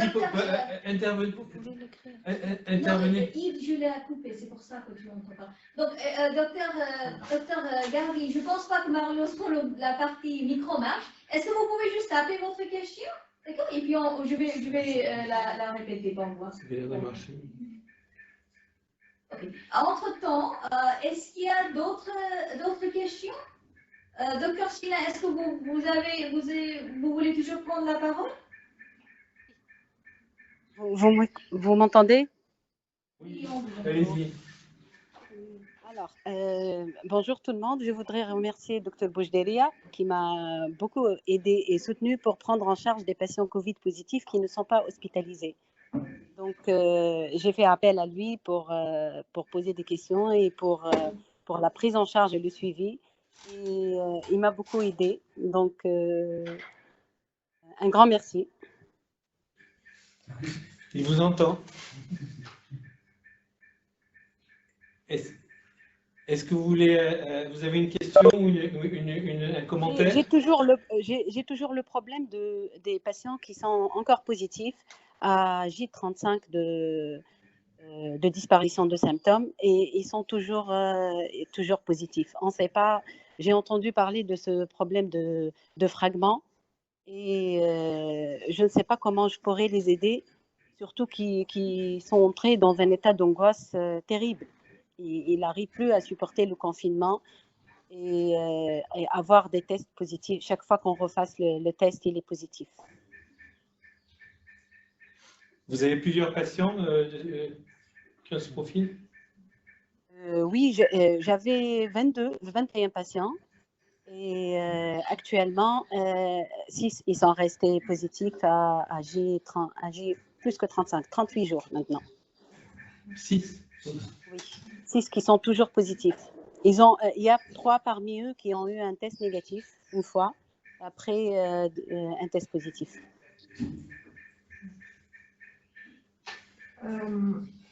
Nous aussi, on en a comme ça, c'est difficile de leur répondre. D'abord, j'essaie de les rassurer sur le plan clinique. Si cliniquement, ils sont absolument asymptomatiques, je leur explique que c'est très probablement simplement du matériel génétique qui reste et pas du virus vivant, puisqu'ils sont absolument asymptomatiques, ils n'ont pas de fièvre, ni de toux, ni de dyspnée. Après, par rapport au confinement, c'est compliqué de dire, voilà, vous pouvez arrêter d'être confiné. Moi, ce que je leur propose, c'est de garder un masque et d'éviter les endroits où il y a beaucoup de personnes, parce qu'on ne sait pas du tout sur le plan contamination ce que ça veut dire. Mais dans la bibliographie, il y a des données qui montrent que c'est assez banal d'être encore positif à 6 semaines. Voilà. Oui, Ça mais ne veut pas dire qu'ils sont malades, ça veut juste dire qu'ils ont encore du matériel génétique. Après, qu'est-ce que ça veut dire par rapport à la contamination? Personne ne sait exactement. Hein. Mais ils sont dans un lieu de confinement obligatoire. Ils sont dans un hôtel. Ils veulent rentrer chez eux et continuer le confinement chez eux. Depuis plus de 30 jours. C'est certainement aussi. Moi, j'aurais tendance à les laisser rentrer chez eux avec des précautions et un masque. Parce que s'ils sont vraiment asymptomatiques, s'ils n'ont pas de facteur Ils sont de risque, asymptomatiques avec des moralement, saturations ils sont correctes. Ils sont le problème moral. Je pense qu'on pourrait les laisser rentrer chez eux avec un masque parce que c'est sûr que c'est ingérable pour eux de rester indéfiniment. D'autant que ça peut durer 6 semaines ou ça peut durer encore plus, on ne sait pas. Donc s'ils vont parfaitement bien, je pense qu'avec un masque chez eux, c'est gérable. Et qui pourra prendre cette décision? Oui, absolument. Il faut peut-être en discuter. Peut-être qu'il faudrait qu'on en discute au niveau de l'INEAS ou à un niveau assez élevé pour pouvoir vous sécuriser dans votre réponse. L'INEAS, c'est de l'observatoire, ouais. le conseil scientifique du ministère qui devrait discuter. Okay. Merci beaucoup. Il y a des questions. Oui, en fait, je pense que docteur Houda, votre micro marche maintenant, donc allez-y pour votre question. Il y avait aussi la question sur les myopathies. Bonjour. Ah oui, pardon, on va peut-être revenir dans ce cas. C'est bon, ça marche? Allez. Bonjour. En fait, je vais prendre quelques minutes de votre temps. Je suis la coordinatrice qualité de l'hôpital Abdelrahman Mehmi. Comme on est un hôpital sous système qualité, on a entamé un processus d'accréditation dans l'hôpital. Donc, on a travaillé en étroite collaboration avec l'INA Santé qui a fourni les lignes directrices du fonctionnement d'un hôpital Covid. Ces lignes directrices ont été suivies à la lettre. Donc, on a réactivé le plan blanc, réadapté notre plan blanc par rapport au contexte pandémie virale. Donc, on a aussi travaillé sur la mobilisation des équipes, travaillé avec les équipes, les services pour rédiger les circuits patients, les protocoles d'habillage, de désinfection, tout ça. Donc, on a travaillé aussi sur la mobilisation des équipements, du personnel, sur l'appui et la formation des équipes, la consolidation des équipes, donc pour essayer de maintenir, d'intégrer les bénévoles, les nouveaux membres de chaque équipe. Donc, on a fait beaucoup de travail. Je tiens énormément à remercier tous les membres de l'équipe Abdelrahman Mehmi, exceptionnellement Madame Hamzaoui, Dr Boujdaria et tout le reste. Merci beaucoup. C'était justement pour partager un peu tout ça. Juste, ces lignes directrices nous ont été fournies par l'INA Santé et ont été validées après par rapport à tous les hôpitaux afin de pouvoir optimiser un fonctionnement adéquat. On a travaillé aussi sur la réclamation des patients, sur la réclamation des soignants. Donc, il y a beaucoup de choses qui ont été faites et c'est vrai que c'est une expérience très, très enrichissante. Merci beaucoup. Merci pour votre témoignage. Est-ce que vous voulez rajouter quelque chose sur cette intervention? C'était juste pour dire que, effectivement, les procédures, tout le monde a travaillé dessus, particulièrement Madame Fenich, qui était particulièrement impliquée, mais aussi tout l'hôpital, la radiologie, je voudrais beaucoup remercier aussi Madame Sli, notre chef de service du laboratoire, qui est en même temps responsable du CLIN et qui a pris la peine de vérifier tous nos services avec Houdet pour voir si les circuits étaient cohérents, de vérifier qu'on fait correctement les choses quand on s'habille, qu'on se déshabille. Donc ça, c'est ce que j'ai en tête. Je suis sûre qu'on en oublie énormément. Donc ça, c'est important. Et je crois que Houdet voulait aussi dire qu'on allait avoir une journée retour d'expérience probablement au mois de septembre de tout l'hôpital. Oui. Et ça serait bien qu'on puisse partager tous ensemble et j'espère que d'ici là, ça sera plus qu'un souvenir. Ouais. Espérons. Juste, je termine. Justement, je voulais évoquer le problème de retour d'expérience. Ça serait génial d'entamer un retour d'expérience pour évaluer et modifier, établir un plan d'action opérationnel par rapport à la crise Covid, améliorer notre fonctionnement et essayer d'aller vers de l'avant. Merci beaucoup. Oui, Merci beaucoup. J'ajoute même, peut-être on ferait un retour d'expérience maintenant, avant d'entamer un deuxième cycle, pour voir les points qui ont marché et les points négatifs on va essayer d'y remédier pour un deuxième cycle éventuel. Non, mais je voulais simplement remercier Oudé parce qu'elle a fait un grand travail. Elle était présente avec toutes les équipes de l'hôpital pour préparer les process. C'est elle qui représente l'âme du projet de qualité. Elle le fait très bien. Et c'est pour cela que je voulais la remercier. C'est vrai qu'actuellement, je crois que c'est un moment, il y a un répit, il y a une période calme. Je crois qu'elle est propice pour évaluer le travail fait et pour se préparer aussi pour le retour d'expérience du mois de septembre. Mais je crois que c'est une période propice pour l'évaluation. Mais aussi, c'est une idée que je lance, j'ai déjà dit à Pierre, c'est de voir, parce que jusque-là, ce sont les grands hôpitaux qui étaient sous les projecteurs. Et je crois qu'il est intéressant de partager ces expériences avec des hôpitaux de ville moyenne pour justement améliorer la qualité de la prise en charge de ces malades, d'évaluer l'existant, le vécu, mais aussi pour se préparer. Et ça permet aussi d'évaluer les plans urgence de ces hôpitaux et de voir comment ils ont fonctionné. On a la question. Il y a plusieurs questions sur... Oui, il y a un petit commentaire de Dr Wafa Alouche qui m'a demandé juste de lire quelque chose. Et puis si on peut répondre sur la question sur les malades neuromusculaires. Donc, si j'ai bien compris, Dr Wafa Alouche, qui n'a pas de micro, elle a voulu aussi mettre l'accent sur le fait que les lignes directrices étaient surtout présentées sur le format d'un plan organisationnel dans l'hôpital Covid. La direction de l'accréditation a extrait ces références relatives à la gestion de cette crise qui font partie de la référentielle de l'accréditation de deuxième et troisième ligne. Donc ça, c'était un commentaire de la part de Dr Wafa Alouche. Donc oui, si on pourrait juste répondre à la question de et aussi, et un autre commentaire de Dr Alouche, c'est que l'hôpital Abdelrahmani est aussi dans le programme pilote PAX 2 pour la mise en place de marché de qualité. Bon, la question de Dr Noza, qu'on a en fait juste un petit peu oublié, mais on va revenir sur ça tout à l'heure, c'était sur les malades neuromusculaires. Est-ce qu'il y a des malades neuromusculaires avec des myopathies qui sont hospitalisés dans le Pavillon B, je n'ai pas vu, je ne sais pas pour le reste de l'hôpital. Il faudrait voir peut-être avec les réanimateurs, parce que ce sont certainement des malades qui, si ils ont été atteints, ont sûrement été graves, donc il faudrait voir plutôt avec les services de réanimation. Je sais qu'il y a eu un ou deux malades avec des handicaps, mais c'était plutôt en réanimation.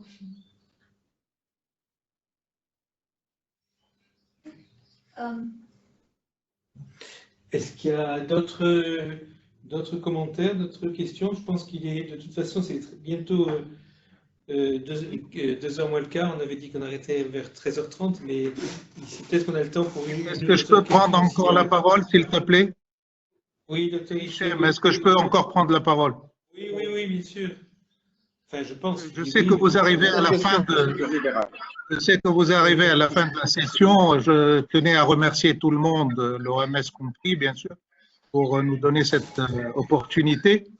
Reste bon, les expériences qui ont été rapportées, etc., sont très intéressantes.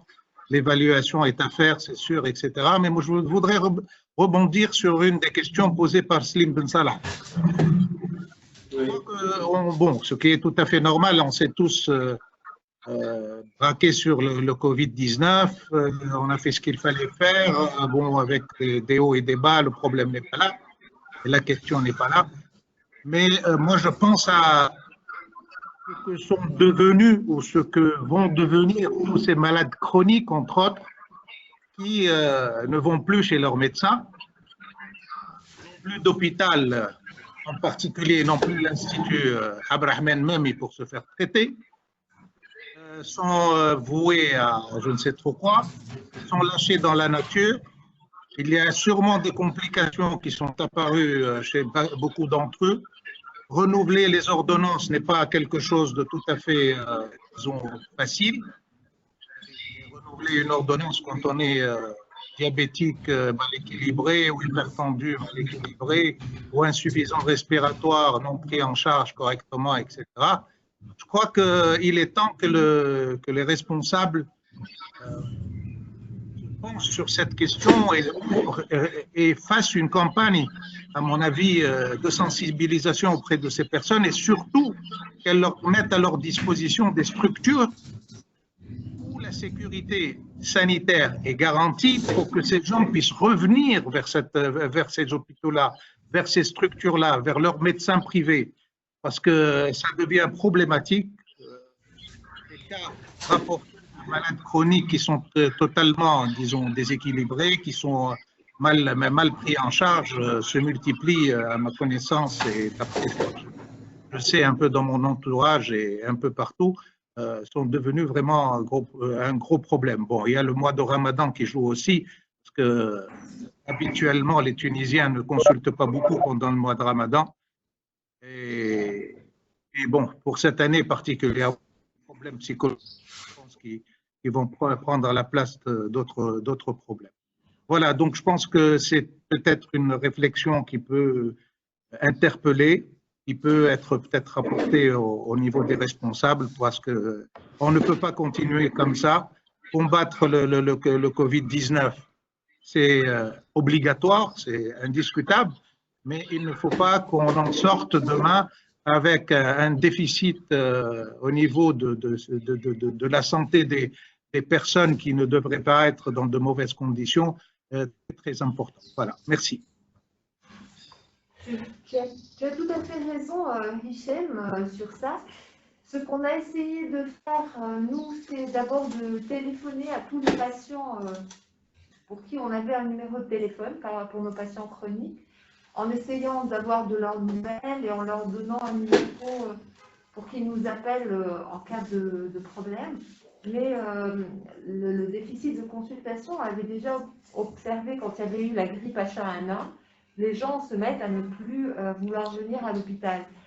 On espère pouvoir remettre en marche notre consultation, mais ça va être difficile parce qu'il faut effectivement qu'on sécurise tout ça, qu'on voit comment on pourrait faire pour continuer à gérer les deux choses. Mais c'est sûr qu'on ne pourrait imaginer, et c'est encore au conditionnel, hein, que d'ouvrir pour le moment la consultation. Mais ça va nécessairement demander un tri à l'entrée de la consultation et prendre des précautions et éloigner les patients les uns des autres et leur faire porter des masques et qui se lavent les mains, etc. Parce qu'en fait, il n'y a aucune différence, surtout sur le plan respiratoire, entre une BPCO décompensée et un malade Covid qui tousse. Donc particulièrement chez nous, ça va nous obliger à prendre des précautions drastiques. Et je comprends que les gens, en plus, au vu de toutes les informations sur la gravité potentielle de la maladie, aient peur de venir consulter. C'est pour ça qu'on a beaucoup insisté sur les appels téléphoniques au moins. Oui, allez-y, je comprends. Oui, c'est un nouveau défi, en fait. Après les 6 semaines de confinement, les malades, surtout les malades chroniques, vont reprendre le circuit de soins. Bon, je crois que ça va être, les soins au niveau des consultations vont être différents. Ils demanderont une nouvelle organisation dans le temps et dans l'espace. pour respecter les mesures de distanciation et tout. Je crois qu'il faut aussi, c'est une occasion pour parler d'une expérience qu'on lance aujourd'hui, c'est d'essayer de réguler en amont de l'hôpital. Réguler en amont de l'hôpital, c'est délocaliser certaines consultations en première ligne, et là j'insiste sur un rôle nouveau de la première ligne en Tunisie, justement, dans cette période. Bon, à mon avis, il est fondamental, qu'il faut reprendre en entier, tant au niveau des compétences, tant au niveau du temps de travail aussi de la première ligne, mais aussi régulé par des téléconsultations. Aujourd'hui, l'hôpital de l'Ariana, à travers l'équipe du service d'urgence, nous avons donc lancé un nouveau moyen de travailler, c'est de faire des consultations téléphoniques. En fait, ce n'est pas des consultations, mais c'est pour donner une orientation à un demandeur de soins par téléphone, pour donner une éducation thérapeutique, parce que les problèmes de renouvellement de l'ordonnance se posent actuellement, et pour orienter vers un circuit de soins les malades. Je crois que réguler en amont de l'hôpital, c'est important. Il y a des plateformes technologiques pour ça qui sont mises gratuitement à la disposition des hôpitaux, par toujours les mêmes, par des jeunes volontaires qui sont pleins d'énergie positive et qui veulent aider. Et encore une fois, gratuitement, justement pour gérer les problèmes des consultations qui, je pense, doivent et vont reprendre, mais progressivement. Peut-être juste pour ajouter quelque chose, Dr. Hichem, mais c'est un point qui est tout à fait important. C'est un point sur lequel nous, l'OMS, on travaille pas mal avec le ministère de la Santé pour essayer d'avancer sur cette question de continuité des services essentiels. Sur les patients chroniques, c'est Dr Deladji, Raflater Deladji qui est responsable de ça au niveau du ministère. Et il y a d'ores et déjà une circulaire qui a été signée par Monsieur le ministre pour relancer les directions régionales pour que puissent être réouverts les soins de santé de base, puissent être protégés les services non Covid à hauteur de ce qui est nécessaire. Il y a aussi pour lancer également l'idée de la télémédecine, en sachant qu'il y a un problème juridique qui reste encore à régler autour de la télémédecine. Et d'ailleurs, tu connais les locaux de l'OMS, donc là, on est salle Kérouan, et dans la salle Tunis, il y a actuellement une réunion du groupe qui suit précisément la question des maladies chroniques, et avec un travail qui se fait avec les différentes régions. Là, donc c'est un groupe qui travaille avec les régions du Nord pour essayer de voir comment avance la mise en œuvre justement de la réouverture de ces centres, de ces soins de santé de base, et d'assurer la continuité des services, en particulier pour les patients chroniques, pour qu'ils puissent avoir accès à leur traitement, parce qu'à la fois, c'est des patients qui sont particulièrement à protéger dans le cadre du Covid, mais qui ont besoin de pouvoir avoir une continuité dans leur traitement. Donc voilà, c'est un sujet qui est actuellement pris assez au sérieux aux différents niveaux. Oui, excusez-moi. Je ne sais pas si j'ai oublié de dire qu'on a lancé l'action de téléconsultation avec la municipalité de l'Ariana. Chose que je ne dois pas oublier. C'est dit. Voilà. Et puis, pour ce qui est, pour le cadre juridique, on s'est renseigné, on nous dit qu'en période d'épidémie, c'est comme l'état d'urgence sanitaire, mais qu'il y a un décret-loi qui est en voie d'être préparé. Merci. Est-ce qu'il y a d'autres questions, d'autres personnes qui vont prendre de parole? S'il vous plaît, je lève ma main depuis tout à l'heure. Allez-y. Alors, allez-y. Je peux parler. Je vous entends. Bonjour, Mohamed Turki, pneumologue. Merci pour le partage de cette expérience très utile. Je remercie beaucoup mes amis universitaires présents avec vous. Deux petites questions, s'il vous plaît. Est-il possible d'inclure aussi l'expérience qui a été faite en matière de lutte contre le Covid dans le secteur libéral, aussi bien dans certaines cliniques que dans certains services de réanimation, pour l'évaluation que vous pouvez faire et sortir donc un document qui peut être valable pour les deux secteurs, aussi bien public que privé, et ça nous permet aussi donc d'échanger encore plus l'expérience. Et un dernier mot, s'il vous plaît, si ça ne vous dérange pas, pour les cas de patients non Covid. En fait, les consultations dans le secteur libéral, vous savez très bien qu'ils ont repris à 99%, disons, et que par contre, certains patients chroniques n'arrivent pas à arriver jusqu'au médecin traitant parce qu'il a été arrêté par les autorités, et les autorités ont demandé d'aller voir, même à 20 km de Tunis, aller voir un médecin local. Donc, je pense qu'il faut essayer, dans ce sens, de ne pas gêner ces patients qui ont des dossiers chroniques chez leur médecin et qu'ils continuent absolument à les voir pour ne pas perturber leur traitement. Je vous remercie encore beaucoup. Merci. Merci beaucoup.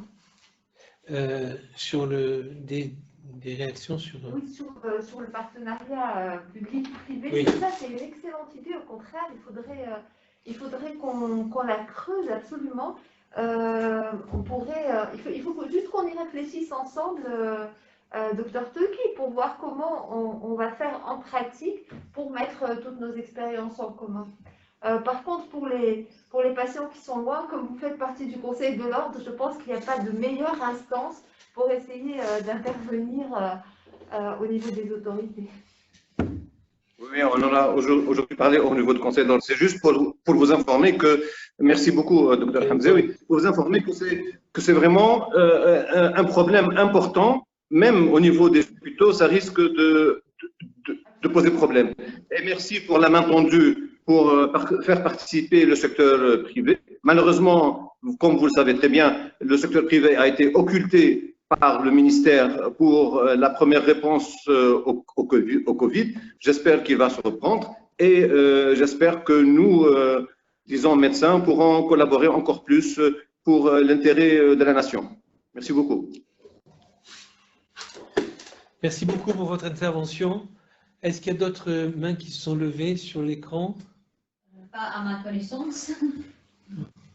Donc, on va peut-être clore cette session en vous remerciant beaucoup de votre animation, de votre félicitation. Tu as quelque chose à rajouter? Oui, je vais partager avec vous un lien sur lequel vous pouvez nous donner vos commentaires sur le webinaire. C'est aussi une première expérience pour nous, donc on aimerait bien apprendre comment on pourra améliorer pour la prochaine fois. Donc je vais partager un lien sur le chat avec vous pour ceci. Et on avait l'intention de faire une nouvelle séance avec le service de réanimation, donc du même établissement, du même hôpital, puisque comme ça on aura couvert l'ensemble du parcours. Non, merci beaucoup, professeur Boudjeria. Merci beaucoup, professeur Hamzaoui. Merci beaucoup, docteur. Excusez-moi. Merci. Merci beaucoup. Et merci à tous ceux qui sont intervenus. Je pense que peut-être Bianca, tu peux confirmer que on pourra suivre le webinaire peut-être revu. Bianca, est-ce que c'est enregistré? D'accord, donc on pourra donner le lien avec les personnes intéressées qui n'ont pas pu participer. Oui, je vais aussi partager mon adresse mail dans le chat.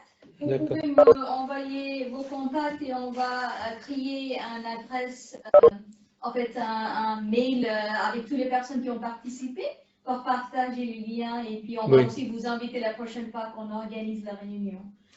L'OMS a aussi une plateforme qu'on vient de lancer. Et je vais aussi partager le lien de la plateforme avec vous sur le chat. On espère qu'à fur et à mesure, on pourra utiliser aussi cette plateforme pour ce genre de partage. Oui, c'est une plateforme d'information, donc avec toute la documentation qui vient soit de l'OMS, soit du ministère de la Santé, et de formation qui permet en effet de faire des formations en interactif à partir de cet outil, qui est un outil auquel on accède par un lien web classique. Merci beaucoup. Et donc, à très bientôt. Merci. Très bientôt, merci. Merci. Merci.